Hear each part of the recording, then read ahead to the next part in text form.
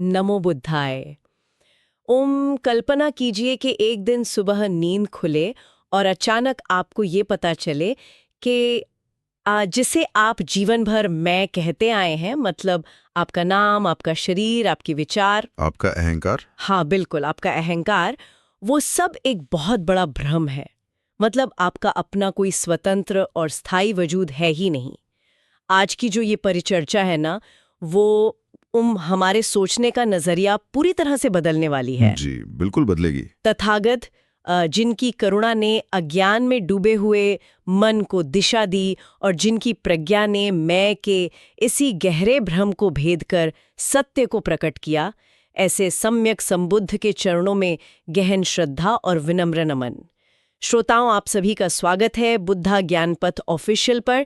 ये एक ऐसा मंच है जो मानवता, करुणा और एक श्रेष्ठ समाज के निर्माण के लिए पूरी तरह से समर्पित है। नमो बुद्धाय। और मैं ये भी जोड़ना चाहूंगा कि ये मंच केवल कुछ विचारों का संग्रह मात्र नहीं है। ये तो एक सतत ज्ञान यात्रा है। मतलब एक ऐसी यात्रा जो भीतर के अंधेरे को मिटाकर प्रज्ञा का प्रकाश लाती है। ठीक परिचर्चा आप सुन रहे हैं बुद्धा ज्ञान पथ ऑफिशियल पर। बने रहें हमारे साथ। हम मिलिंद पन्हो ग्रंथ पर आधारित इस गहन श्रृंखला में आगे बढ़ रहे हैं। इस ज्ञान यात्रा के पिछले चरण का यदि हम हल्का सा स्मरण करें ना, तो हमने एक अत्यंत गहरा सत्य समझा था कि दुख से पूर्ण मुक्ति वास्तव में संभव है। हाँ, वो कोई कोरा आदर्श नहीं है। बिल्कुल, वो एक स्पष्ट मार्ग है। और अब हमारी यह यात्रा इस रहस्य की ओर बढ़ रही है कि ये जीवन वास्तव में क्या है। मतलब यदि दुख है तो वो कौन है जो दुख भोग रहा है। सही कहा।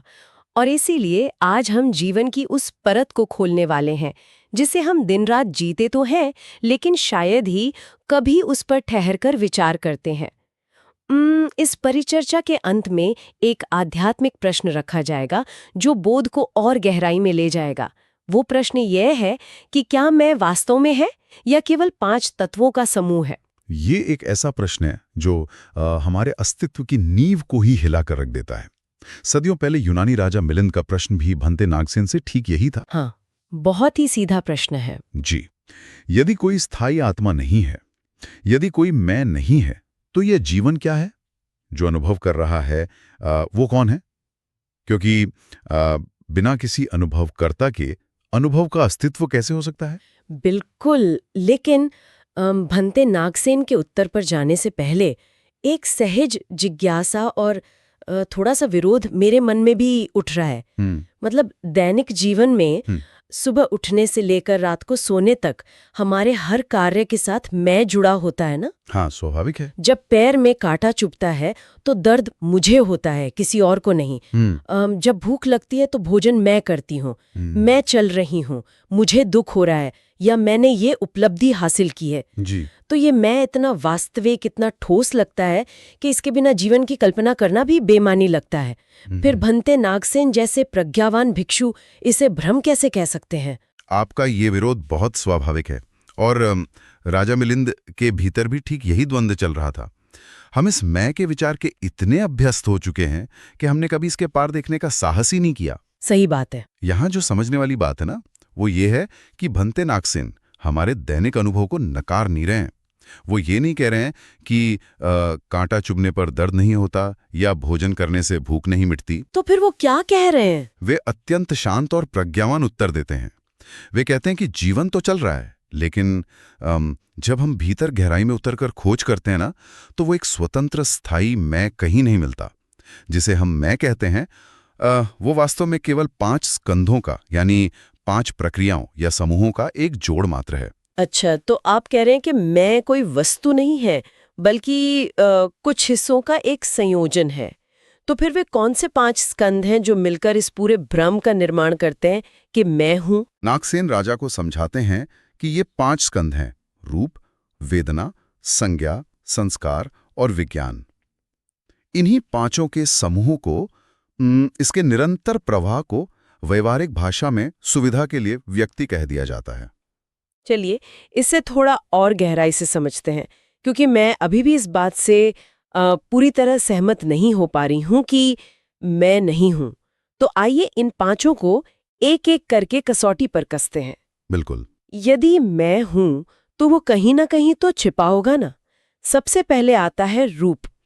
जहां तक मैं समझ पा रही हूं, रूप का अर्थ है हमारा यह भौतिक शरीर। तो क्या मेरा शरीर मैं नहीं है? आइए इस शरीर को ही करीब से देखते हैं। रूप यानी वो जो भौतिक है, ये शरीर 4 महाभूतों से बना है: पृथ्वी, जल, अग्नि और वायु। हाँ, ये तो हम सुनते आए हैं। जी। शरीर की कठोरता या हड्डियां जो हैं वो पृथ्वी तत्व हैं, रक्त और तरलता जल तत्व है, शरीर का ताप अग्नि है और श्वास की गति वायु है। ये चारों मिलकर इस शरीर का निर्माण करते हैं। ठीक है, लेकिन ये शरीर तो मेरा है ना। मैं आईने में देखती हूँ और तुरंत पहचान लेती हूँ कि ये मैं हूँ। लेकिन जरा सोचिए, वो शरीर जिसे आप आईने में देखकर मैं कह रही हैं, क्या वो वही शरीर है जो 10 साल पहले था या जो बचपन में था? नहीं, वो तो बिल्कुल अलग था। बिल्कुल। बचपन में शरीर कुछ और था, युवावस्था में वो पूरी तरह बदल गया और वृद्धावस्था तक आते आते वो एक नया रूप ले लेगा। विज्ञान भी यही कहता है कि हमारे शरीर की कोशिकाएं निरंतर जन्म लेती हैं और मरती रहती हैं। हाँ, कुछ ही वर्षों में तो पूरा शरीर ही एक नई संरचना बन जाता है। सही कहा। शरीर तो निरंतर हर क्षण बदल रहा है। ये एक बहती हुई नदी की तरह है। अब प्रश्न ये है कि यदि शरीर हर पर बदल रहा है तो कौन सा शरीर असली मैं है? मतलब? 5 साल की उम्र वाला, 25 साल वाला या 75 साल वाला? जो चीज हर क्षण जन्म ले रही है और नष्ट हो रही है, वो एक स्थायी मैं कैसे हो सकती है? ये सच में सोचने पर विवश करता है। यदि नदी का पानी हर पल नया है, तो नदी कभी एक जैसी नहीं रहती। ठीक है, मैं ये मान लेती हूँ कि शरीर मैं नहीं हो सकता क्योंकि ये परिवर्तनशील है। लेकिन शरीर से परे मेरी भावनाएं तो हैं। जी? जब मुझे सुख मिलता है या जब मैं किसी गहरी पीड़ा से गुजरती हूँ, तो वो अनुभव बहुत वास्तविक होता है। वो सुख दुख का एहसास ही शायद मैं हूँ। इसे हम दूसरे स्कंध में रखते ना, वेदना। तो क्या वेदना मैं है? वेदना का अर्थ है अनुभव करना। यह 3 प्रकार का होता है: सुखद अनुभव, दुखद अनुभव और अतटस्थ अनुभव, जहां न सुख है न दुख है। जब हमारी इंद्रियों का संपर्क किसी वस्तु से होता है तो एक वेदना उत्पन्न होती है। तो ये वेदना मैं क्यों नहीं है? मतलब जब मुझे किसी अपने के बिछड़ने का दुख होता है, तो वो दुख तो मेरी पहचान बन जाता है। क्योंकि वेदनाएं भी पानी के बुलबुले की तरह हैं, उठती हैं और फूट जाती हैं। क्या कोई भी सुख हमेशा टिकता है? नहीं, वो तो है। कड़ाके की ठंड में जब हम धूप में जाते हैं तो बहुत सुखद वेदना होती है। लेकिन अगर आपको उसी धूप में घंटों खड़ा रखा जाए, तो वही धूप दुखद वेदना बन जाती है। बिल्कुल। जो चीज खुद इतनी अस्थिर है, वो आपका स्थायी स्वरूप कैसे हो सकती है? अगर सुखद वेदना मैं हूं, तो जब दुखद वेदना आती है, तो क्या पुराना मैं मर गया और नया मैं पैदा हो गया? अरे वाह, ये तो मैंने सोचा ही नहीं। वेदनाएं केवल एक प्रतिक्रियाएं हैं। वो आती हैं और चली जाती हैं।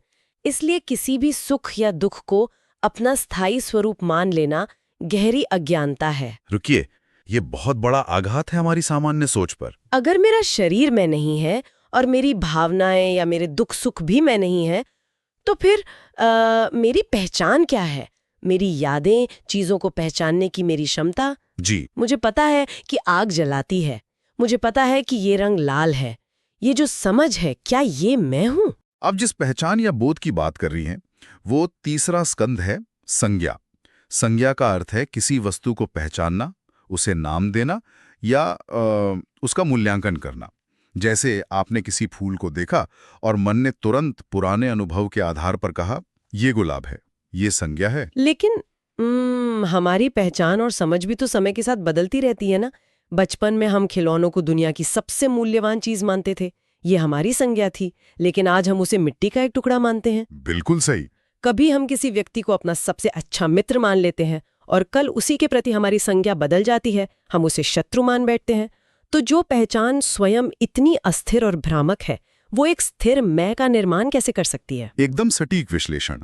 संज्ञा केवल अतीत के अनुभवों से बना एक चश्मा है जिससे हम दुनिया को देखते हैं, और ये चश्मा रोज बदलता है। तो संज्ञा भी मैं नहीं है। सही बात है। अब हम चौथे स्कंध पर आते हैं, जो बहुत गहरा है, संस्कार। संस्कार का अर्थ है हमारी मानसिक प्रवृत्तियां, हमारी आदतें, प्रतिक्रियाएं और हमारे कर्मों के झुकाव। हाँ, ये तो बहुत प्रासंगिक है। अक्सर लोग कहते हैं ना कि मैं तो ऐसा ही हूं, मेरा स्वभाव ही ऐसा है कि मुझे जल्दी गुस्सा आ जाता है, या कोई कहता है मैं बहुत शांत इंसान हूं। हम अपनी आदतों को ही अपना मैं मान लेते हैं। तो क्या हमारे ये गहरे संस्कार मैं हैं? यदि संस्कार आपका स्थायी मैं होते तो वे कभी नहीं बदल सकते थे। मतलब? एक क्रोधी व्यक्ति जब विपश्यना या ध्यान का अभ्यास करता है तो कुछ समय बाद वो अत्यंत शांत और करुणावान हो जाता है। उसके संस्कार बदल गए। जो क्रोध कल तक उसका स्वभाव लगता था वो आज विलीन हो गया। हाँ, ये तो होता है। संस्कार वास्तव में एक नदी के तल पर पड़े पत्थरों पर पानी के बहाव से बने निशानों की तरह हैं। कर्मों की बार बार पुनरावृत्ति से वे गहरे हो जाते हैं, लेकिन सही अभ्यास से वे मिटाए भी जा सकते हैं। जो बदल सकता है, जो नष्ट हो सकता है, वो परम सत्य या स्थायी मैं कैसे हो सकता है? बिल्कुल नहीं हो सकता। ये तो बहुत ही क्रांतिकारी विचार है। मेरा शरीर, मेरी भावनाएं, मेरी पहचान और यहाँ तक कि मेरा स्वभाव भी मैं नहीं हूँ।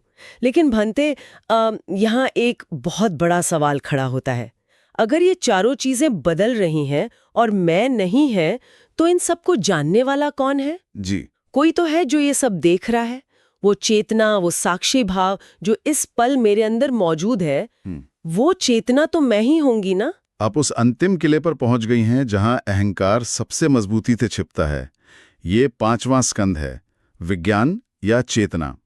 हमें लगता है कि हमारे भीतर कोई एक स्थायी दृष्टांत या आत्मा बैठी है जो एक पर्दे की तरह है जिस पर जीवन की सारी घटनाएं चलचित्र की तरह चल रही हैं। हाँ, ऐसा ही लगता है। लेकिन नागसेन कहते हैं कि विज्ञान भी स्थायी नहीं है। ये कैसे संभव है? चेतना के बिना तो जीवन ही नहीं है। ये अस्थिर कैसे हो सकती है? चेतना कोई ऐसी चीज नहीं है जो स्वतंत्र रूप से कहीं बैठी हो। चेतना तभी उत्पन्न होती है जब हमारी इंद्रियों का संपर्क किसी विषय से होता है। इसे प्रतीत्य समुत्पाद कहते हैं।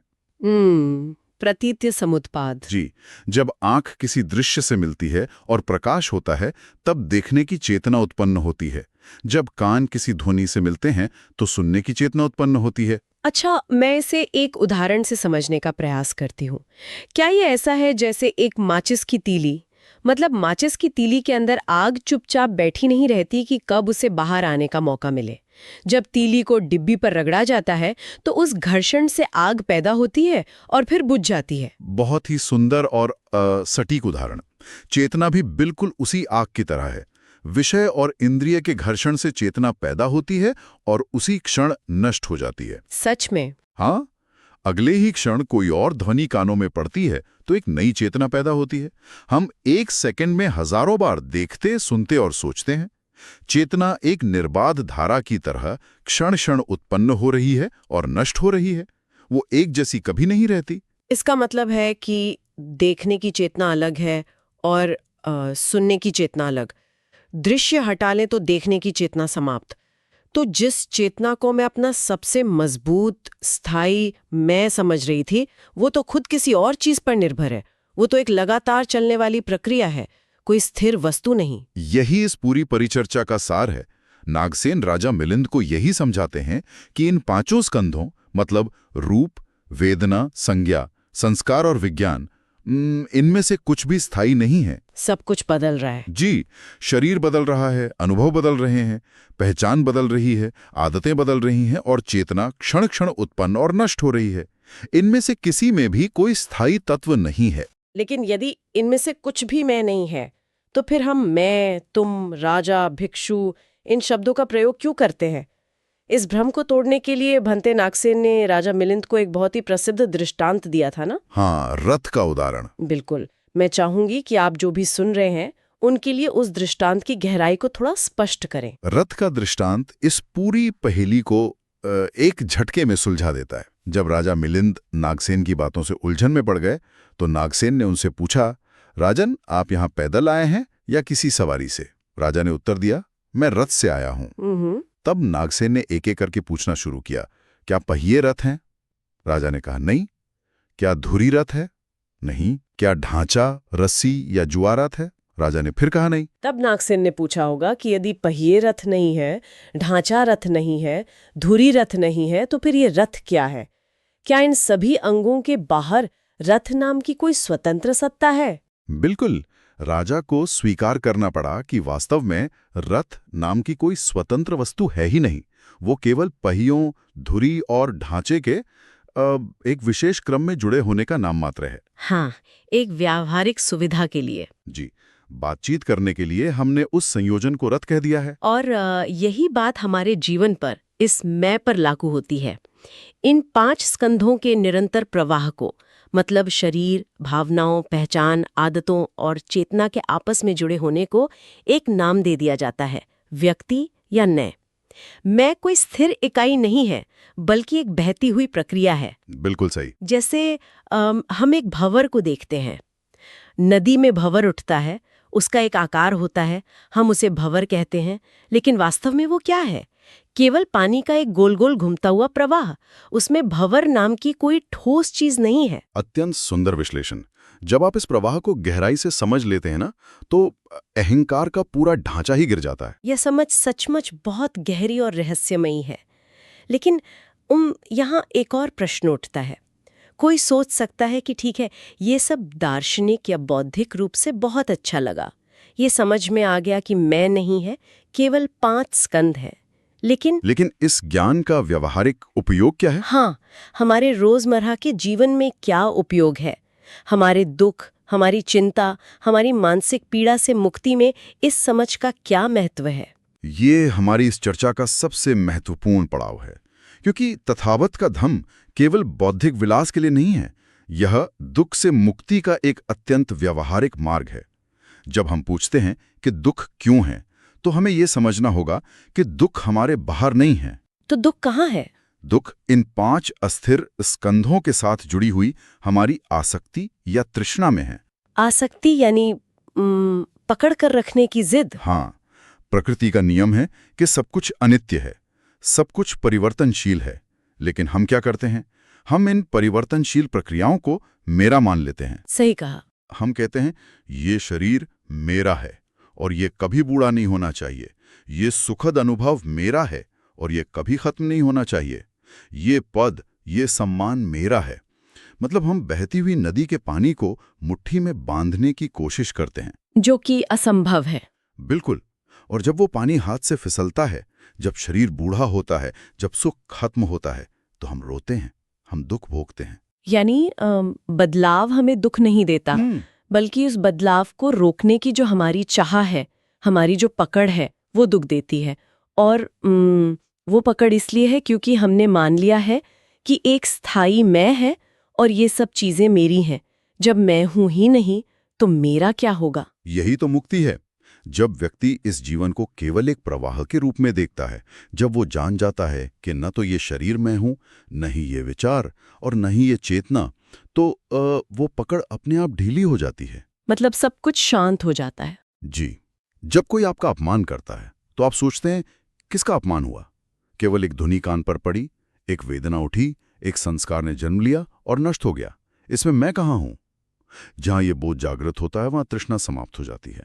जहां तृष्णा समाप्त होती है, वहीं दुख समाप्त होता है। क्या बात है! ये जीवन को देखने का नजरिया ही पूरी तरह बदल देता है। जीवन कोई स्थिर, रुकी हुई चीज नहीं है जिसे तिजोरी में बंद करके सहेज कर रखना है।